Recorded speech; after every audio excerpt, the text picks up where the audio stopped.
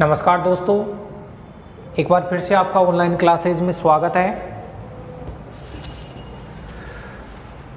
Continue करते हैं अपने और दो थ्योरम अपनी बची हुई है। इसके बाद में अपना ये क्यूसेंट ग्रुप भी पूरा हो जाएगा। मैंने सब कुछ इसमें करवा दिया है, कुछ भी नहीं छोड़ा है, बहुत इम्पोर्टेंट था।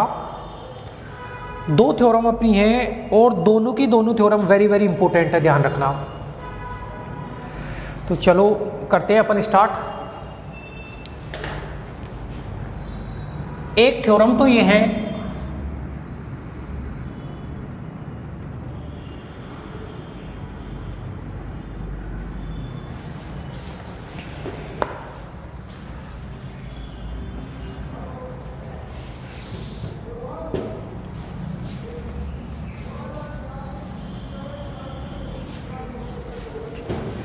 तो इम्पोर्टेंट ये है कि देखो, एक तो आप वीडियोज़ को लाइक किया करो, शेयर किया करो। अभी तक आपने हमारे चैनल को सब्सक्राइब नहीं किया तो सब्सक्राइब करो। और ये जो है वो अब ऑफलाइन क्लासेज में मैं नहीं पढ़ाऊंगा, यहाँ पे जो पढ़ा दिया है वो, तो कोई ऐसे ना सोचे कि बार बार इनको पढ़ाता रहूँगा।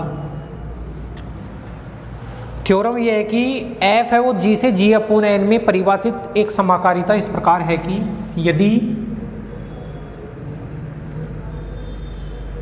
यदि एफ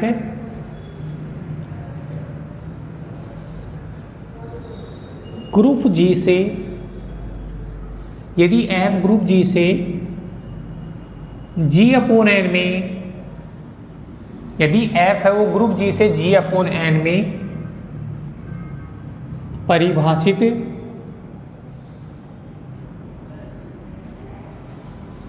यदि f ग्रुप g से g अपॉन n में परिभाषित समाकारिता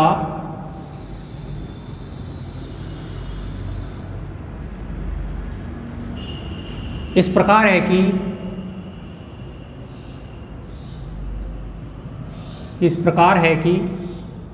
यदि f g से g अपॉन n में परिभाषित समाकारिता इस प्रकार है कि f ऑफ x बराबर nx, f ऑफ x बराबर nx, तब सिद्ध करो कि f की अष्टी बराबर n।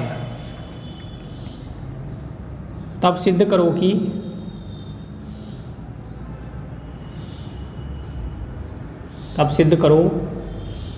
कि f की अष्टी, f की कर्नेल, f की अष्टी किसके बराबर होगी? कैपिटल n के बराबर होगी। ये थ्योरम है दोस्तों, अपने को दिया गया है कि भाई जी तो एक ग्रुप है और एफ है वो जी से जी अपॉन एन में परिभाषित कोई समाकारिता है। तो एफ की अष्टी में बताना है के, एफ की अष्टी में कर्नेल बताना है। चलो ठीक है, जो भी है। सॉल्यूशन पार्ट पे अपन चले।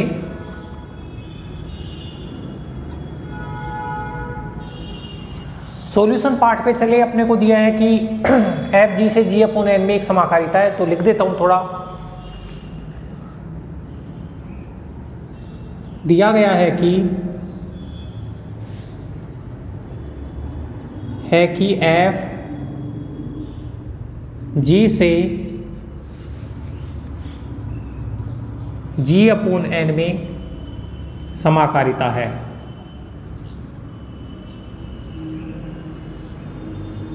एफ है वो जी से जी अपॉन एन में क्या है? समाकारिता है। और किस प्रकार से परिभाषित है?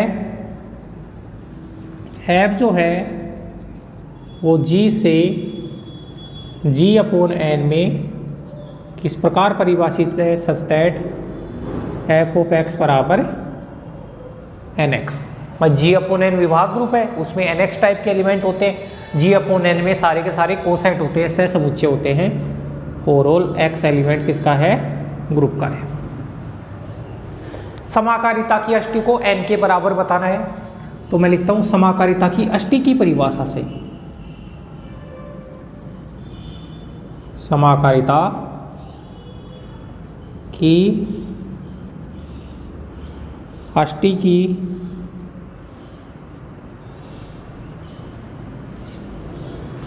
परिभाषा से, समाकारिता की अष्टी की परिभाषा से। अष्टी को कर्नेल से दर्शाते हैं, के से दर्शाया जाता है।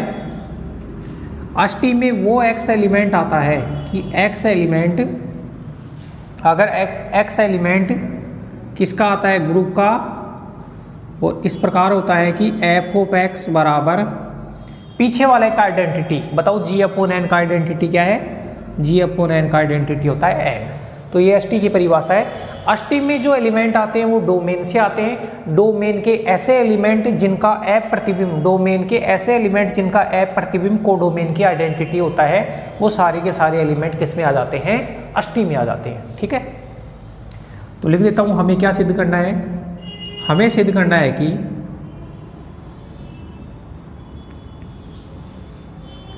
हमें सिद्ध करना है कि k बराबर n, कर्नेल बराबर अष्टी, ऐप की अष्टी बराबर n, ऐप की अष्टी को आपने k बोल दिया तो k बराबर n। अब ये भी एक सेट है, ये भी एक सेट है, दो सेट को बराबर कब बताते हैं, एक बार इसको इसका सबसेट बता दो, दोबारा इसको सबसेट बता दो। देखो x एलिमेंट आप मान लो k का, x एलिमेंट किसका मान लो, k का, बताओ x एलिमेंट k का होगा तो x एलिमेंट k का होगा तो fx बराबर कितना लिखोगे आप, fx बराबर लिखोगे आप, fx बराबर आप लिखोगे n, fx बराबर कितना लिखोगे n, और fx बराबर परिभाषित कैसे करके दिया है nx, तो fx बराबर कैसे परिभाषित करके दिया है nx, तो nx बराबर n, और जब nx बराबर n होता है तो x एलिमेंट बताओ किस में बिलोंग करता है, x एलिमेंट इसमें। अरे ये पढ़ा है ना, एच एच बराबर एच होता है तो एच एलिमेंट किस में बिलोंग करता है, एच में। तो वैसे ही तो है, एन एक्स बराबर एन हो गया तो एक्स एलिमेंट एन में, तो एक्स एलिमेंट मान के तो किसका चले थे, कर्नेल का, और एक्स एलिमेंट को बता किस में दिया, एन में, इसलिए कर्नेल किसका सबसेट हो गया, एन का। Equation number 1। ठीक है, अब वापस देखना, थोड़ा गला खराब है दोस्तों, दोबारा n को इसका सबसेट बताना है, तो x एलिमेंट या y एलिमेंट मान लो, y एलिमेंट आपने n का माना, तो y एलिमेंट n का माना तो बताओ आप क्या लिख सकते हो, y एलिमेंट n का माना है, या x से ही कर लो तो उससे ठीक रहेगा, x एलिमेंट आपने माना n का, x एलिमेंट n का माना तो इसको क्या लिखोगे, nx बराबर n, x एलिमेंट n का तो nx बराबर n, nx को क्या लिख सकते हैं, fx, और fx बराबर n, nx को fx लिख सकते हैं, और fx बराबर n कब आता है दोस्तों, जब fx बराबर n होता है तो x एलिमेंट किसका होता है, कर्नेल का, तो fx बराबर n तो x एलिमेंट किसका आ गया, कर्नेल का। इसलिए x एलिमेंट को मान के तो आप n का चले थे, और x एलिमेंट को बता आपने कर्नेल का दिया, इसलिए जो n है वो किसका सबसेट हो गया, कर्नेल का। इक्वेशन 2, इक्वेशन 1 तो ये बोलता है कि कर्नेल के सारे एलिमेंट n में है, इक्वेशन 2 ये बोलता है कि n के सारे एलिमेंट k में है, तो बाई इक्वेशन 1 एंड 2 आप ये बोल दोगे कर्नेल बराबर n, तो ऐप की अष्टी, ये k क्या था, ऐप की अष्टी, तो ऐप की अष्टी बराबर n हो गया। ठीक है, ओके, तो आप इसको उतारिए दोस्तों, इसमें कोई भी प्रॉब्लम है तो आप बताइए। और ये आप पहले से जानते हो कि दो सेट है, उनको बराबर बताना होता है, तो एक बार तो अपन क्या करते हैं, एक बार तो अपन ए सेट को बी का सबसेट बताते हैं, दोबारा बी को ए का सबसेट बता देते हैं, और वो हो जाता है। आसान सा क्वेश्चन था।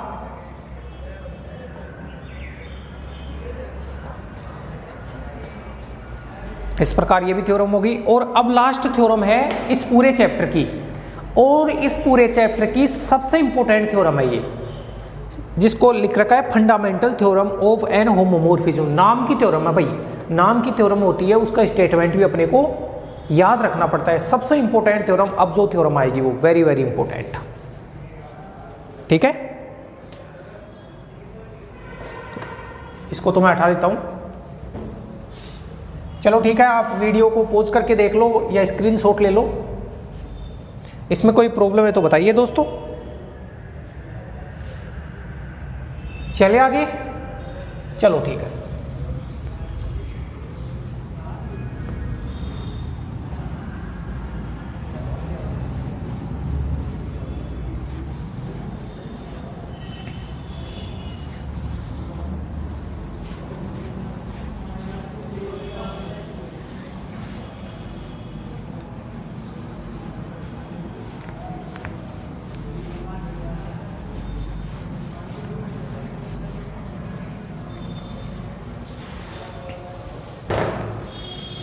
नाम की थ्योरम है, क्या नाम है? Fundamental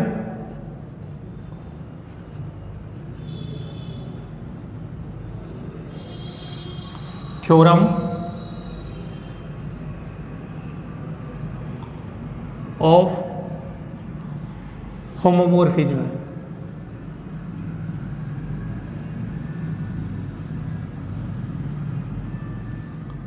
fundamental theorem of homomorphism Hindi में बोलते हैं, या ऑन होमोमोर्फिज्म लिख लो, एक ही बात है। समाकारिता की, ये ग्रुप होमोमोर्फिज्म की भी लास्ट थ्योरम है, उसके बाद में ये ग्रुप वाला पूरा हो जाएगा जो 6 चैप्टर है। समाकारिता की मूलभूत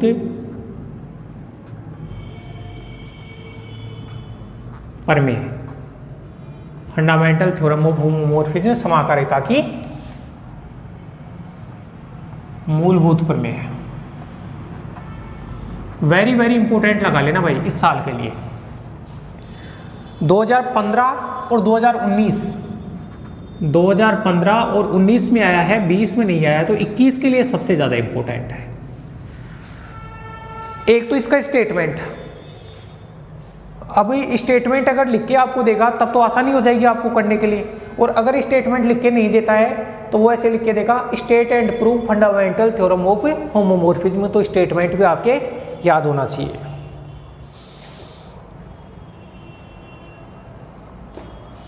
स्टेटमेंट क्या है?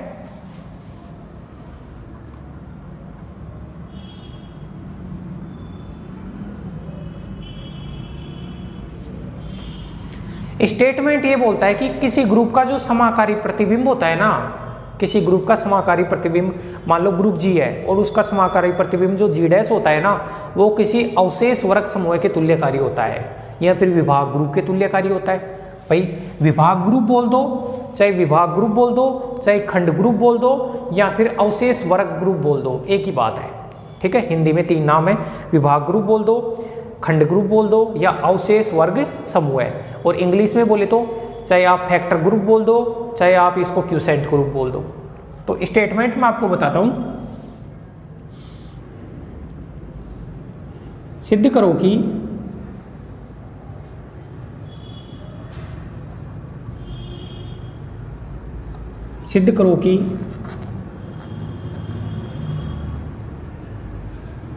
किसी ग्रुप का, सिद्ध करो कि किसी ग्रुप का समाकारी प्रतिबिंब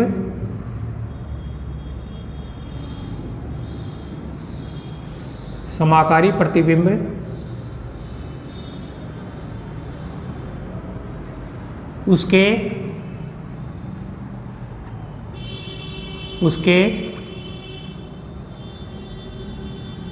अवशेष वर्ग समूह है। अवशेष वर्ग समूह है। अवशेष वर्ग समूह को हिंदी में बोल देते हैं विभाग ग्रुप, दूसरा नाम है, या क्यूसेंट ग्रुप, विभाग ग्रुप। अवशेष वर्ग समूह है। सिद्ध करो कि किसी ग्रुप का समाकारी प्रतिबिंब जो है उसके अवशेष वर्ग समूह के तुल्यकारी होता है, के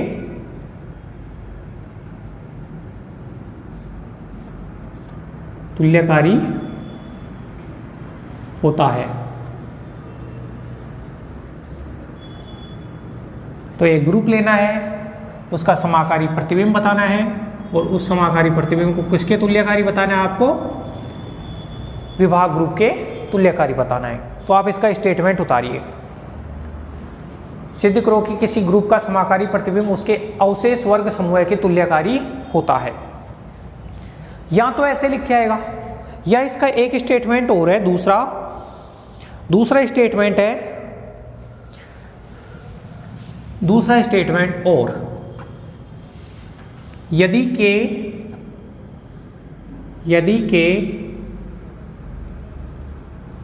ग्रुप जी से, यदि के जो है वो ग्रुप जी से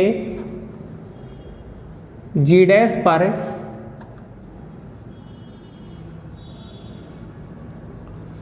समाकारिता की अष्टी हो, तो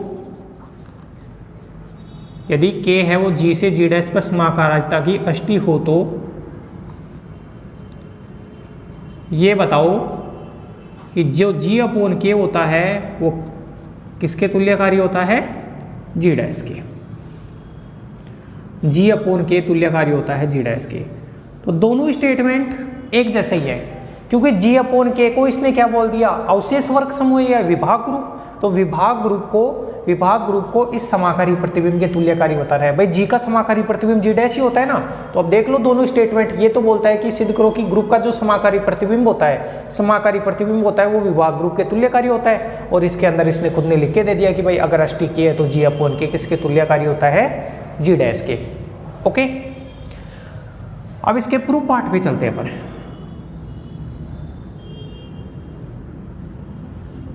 स्टेटमेंट में किसी को प्रॉब्लम नहीं होनी चाहिए, आप देख लो। चलो थोड़ी सी लैंग्वेज लिखनी है, लिख देते हैं कि माना कि कैपिटल G एक ग्रुप है तथा G डैश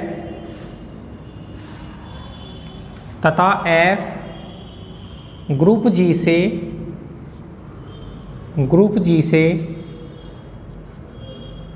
G डैश पर, बताओ क्या है? समाकारिता है।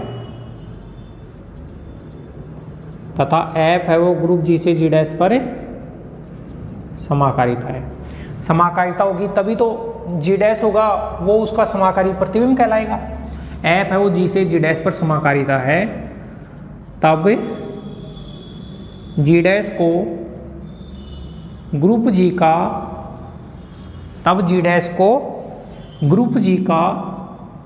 क्या कहा जाता है? समाकारी प्रतिबिंब कहा जाता है।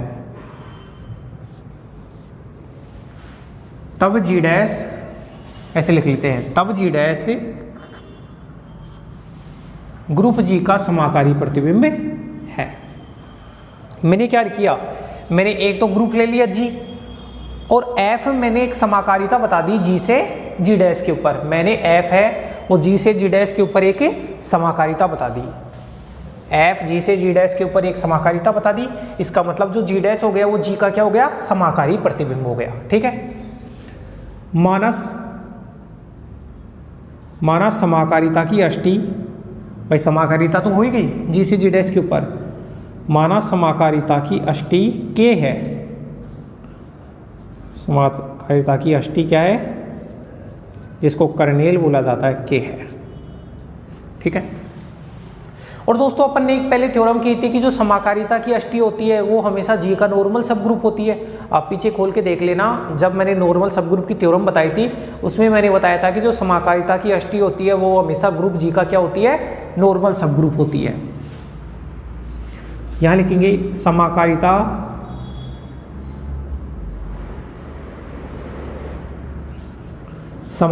की अष्टी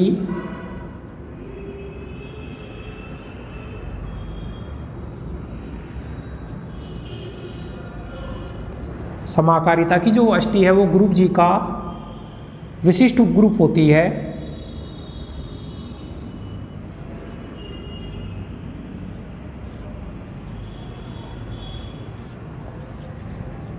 समाकारिता की जो अष्टी है वो ग्रुप G का विशिष्ट उपग्रुप होती है, अर्थात जो समाकारिता की अष्टी K है वो विशिष्ट उपग्रुप है किसका? G का। ठीक है। इसका मतलब भाई K को आपने, समाकारिता की अष्टी K है वो G का नॉर्मल सब ग्रुप होती है, तो G अपॉन K परिभाषित है। तब हमें सिद्ध करना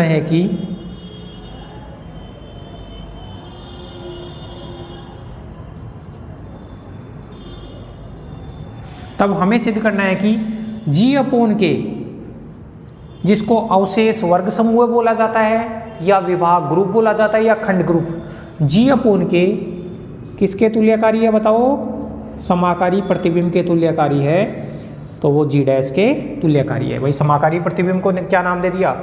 G से G डैश पर समाकारी है, G से G डैश पर समाकारी है। तो हमें ये बताना है कि G अपॉन K है वो G डैश के तुल्यकारी है। तब जी डैश ग्रुप जी का समाकारी, अरे यार यहाँ पे एक चीज़ और लिखनी थी, यहाँ ब्रैकेट में लिखना समाकारी,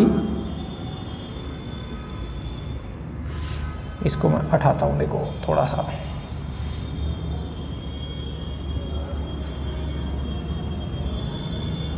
समाकारी प्रतिबिंब है, ठीक है। तब जी डैश है वो जी का समाकारी प्रतिबिंब है, ओके। फिर इसके आगे से है, तो जी अपॉन के को जी डैश के तुल्यकारी बताना है। अब बताओ, जैसे ए ग्रुप ये, इन दोनों को तुल्यकारी बताने के लिए क्या करना पड़ेगा, एक मैप डिफाइन करना पड़ेगा। जैसे फाई आपने जी अपॉन के से जी डैश के ऊपर एक मैप फाई डिफाइन कर दिया, तो उस मैप को आप एक की आच्छादक को समाकारिता बता दो, खत्म। तो यहाँ लिखूंगा, माना एक प्रतिचित्रण, माना एक प्रतिचित्रण फाई कहाँ से, जी अपॉन के से जी डैश पर किस प्रकार डिफाइन है, देखो फाई जी अपॉन के दोस्तों अगर आप एलिमेंट लोगे, जी अपॉन के एलिमेंट लोगे, तो जी अपॉन के एलिमेंट मान लो के एलिमेंट है, जी अपॉन के का एलिमेंट क्या है, के। तो जी डैश के कौन से एलिमेंट के ऊपर मैप होगा, एक चीज देखो, आपने जी अपॉन के में एलिमेंट मान रहे हैं के, इसका मतलब के तो फिक्स है, और ये एलिमेंट किसका है, जी का। आपने ये बताया कि एफ है वो जी से जी डैश के ऊपर समाकारिता है, एफ है वो जी से जी डैश के ऊपर समाकारिता है, तो एफ ऑफ ए, तो एफ है वो जी के एलिमेंट के ऊपर ऑपरेट होगा, और जैसे जी का एलिमेंट ए है तो एफ इस ए एलिमेंट के ऊपर ऑपरेट होगा, तो जो एफ ए एलिमेंट बनेगा वो एलिमेंट किसका बनेगा, जी डैश का बनेगा। तो मैं ये बोल सकता हूँ फाई ऑफ के ए बराबर एफ ए, और फॉर ऑल के a belongs to G upon के एंड ए बिलोंग्स टू जी। ये वेरी इंपॉर्टेंट है। क्या भाई, जी अपॉन के में तो के टाइप के एलिमेंट होते हैं, सब जानते हैं। जहाँ पे ए एलिमेंट होता है वो किसका होता है, जी का। अब ए एलिमेंट होता है वो जी का होता है, लेकिन यहाँ पे ये बताया है कि एफ है वो जी से जी डैश के ऊपर क्या है, समाकारिता। तो ए एलिमेंट एफ है वो ए एलिमेंट के ऊपर ऑपरेट होगा, तो जो एफ ए एलिमेंट बनाएगा वो किसका बनाएगा, जी डैश का बनाएगा। तो जी डैश का एलिमेंट मैंने क्या लिख दिया, एफ ए। इतना उतारिए आपने एक प्रतिचित्रण फाई बता दिया है। अब आप क्या करेंगे भाई, एक की आच्छादक और समाकारिता इसमें बताना है, ओके।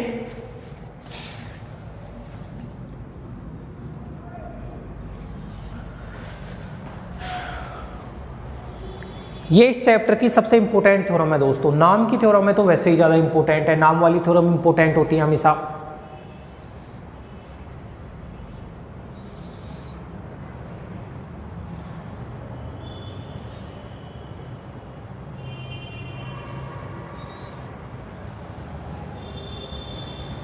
ठीक है,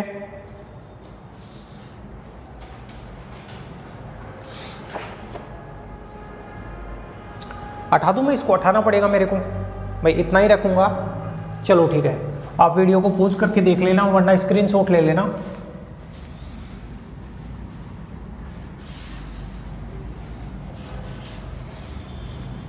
जो चीज काम में आएगी उसको तो रख लेता हूं, बाकी सबको हटा देता हूं।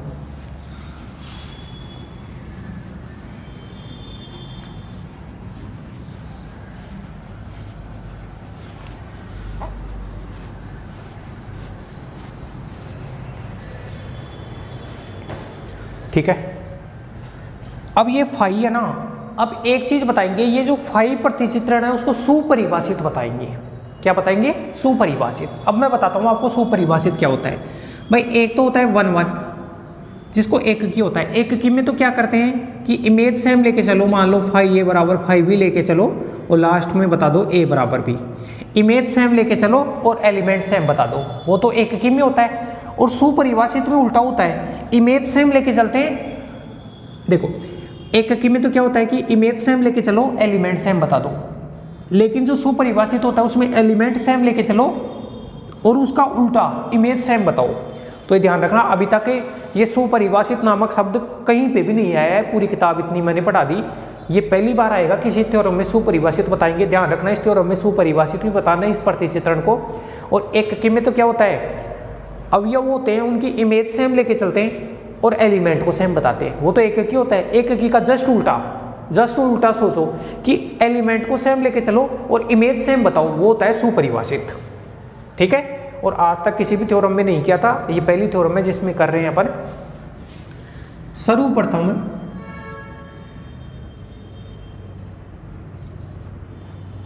हम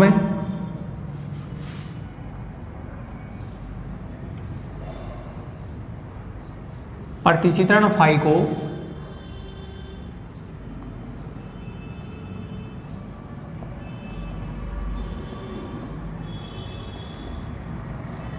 सुपरिभाषित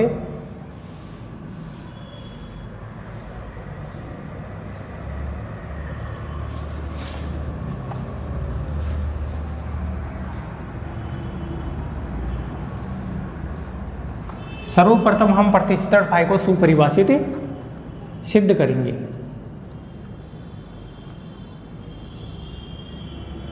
ठीक है भाई, सुपरिभाषित सिद्ध कैसे करेंगे, देखो लेट यहां पे के ए और के बी, के ए और के बी दो एलिमेंट ले लिए, के और के बी हैं वो दो एलिमेंट ले लिए किसके, जी अपॉन के, और इस प्रकार से है ये सच दैट ये दो एलिमेंट इस प्रकार से हैं कि के ए बराबर क्या है, के बी है।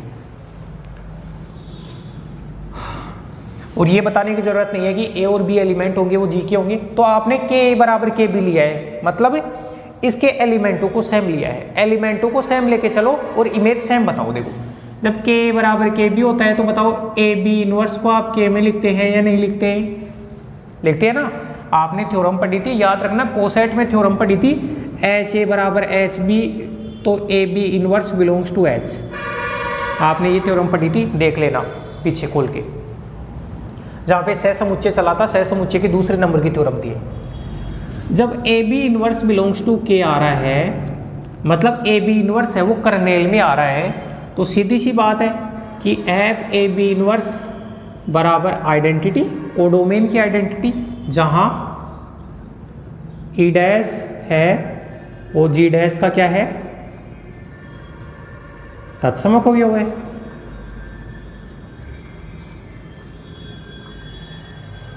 भाई अगर कोई एलिमेंट कर्नेल में आता है, जैसे ये कोई एलिमेंट है ये कर्नेल में आता है, तो इसके ऊपर एफ लगाने से कोडोमेन की आइडेंटिटी आना चाहिए।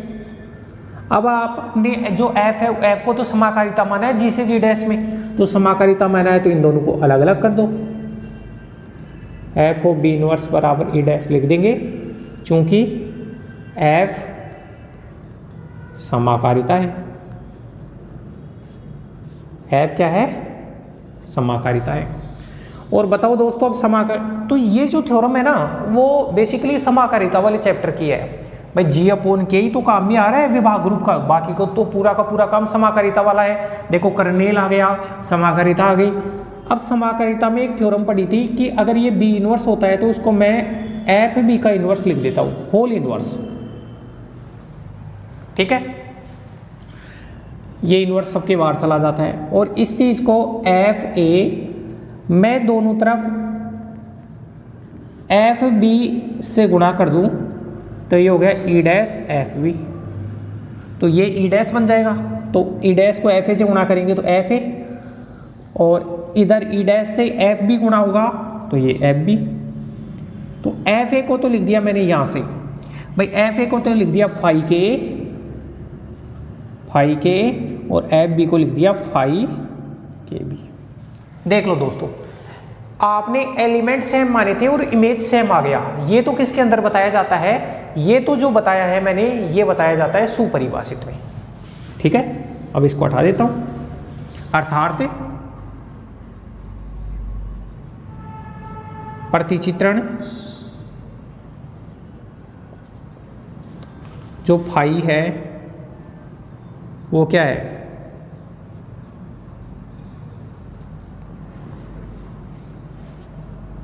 सुपरिभाषित है। ओके, अब बताते हैं हम एक की आच्छादक और समाकारिता। सुपरिभाषित बता दिया, अब बताते हैं अपन एक की, जिसको 1 1 कहा जाता है। एक की में क्या करेंगे, एक की में इसका जस्ट उल्टा, भाई सुपरिभाषित में जो बताया है उसका जस्ट उल्टा वो बताएंगे अपन एक की में। देखो, late K and K b belongs to G upon K such that phi के ए बराबर फाई के बी।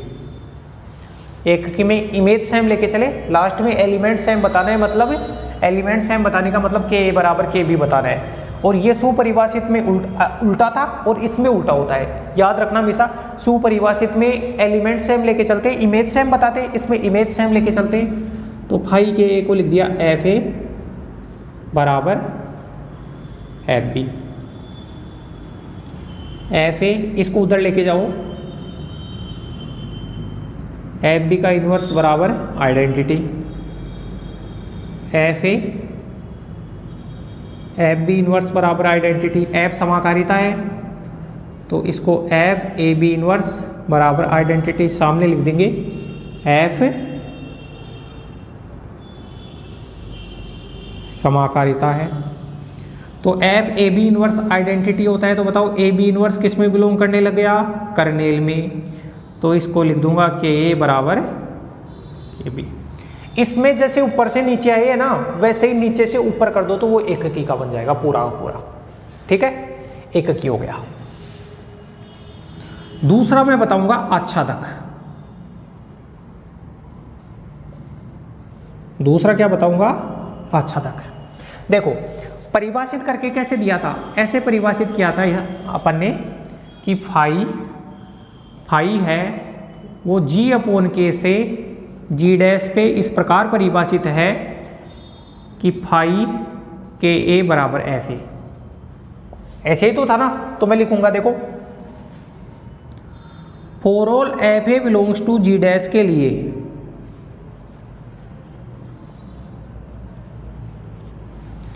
भाई इसके प्रत्येक एलिमेंट की प्री इमेज होनी चाहिए, यही बताना है ना मेरे को, जी डैश के प्रत्येक एलिमेंट की प्री इमेज होनी चाहिए। तो for all f a belongs to G dash के लिए K a belongs to G upon K such that phi के ए बराबर एफ ए। अतः फाई आच्छादक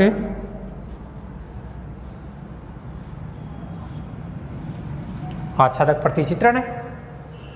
आप देख लो ना, जैसे इसको चेंज करो भाई, जी डैश के एलिमेंट को चेंज करो, एफ ए वन करोगे के ए वन इसकी प्री इमेज मिल जाएगी, एफ ए टू की प्री इमेज के ए टू मिल जाएगी। इसका मतलब जी डैश के प्रत्येक एलिमेंट की प्री इमेज है। और जब जी डैश के कोडोमेन के प्रत्येक एलिमेंट की प्री इमेज होती है तो वो फंक्शन हमेशा क्या होता है, आच्छादक। तो ये फंक्शन क्या है, आच्छादक। एक की भी हो गया, आच्छादक हो गया। और तीसरा अपन लिख देते हैं समाकारिता।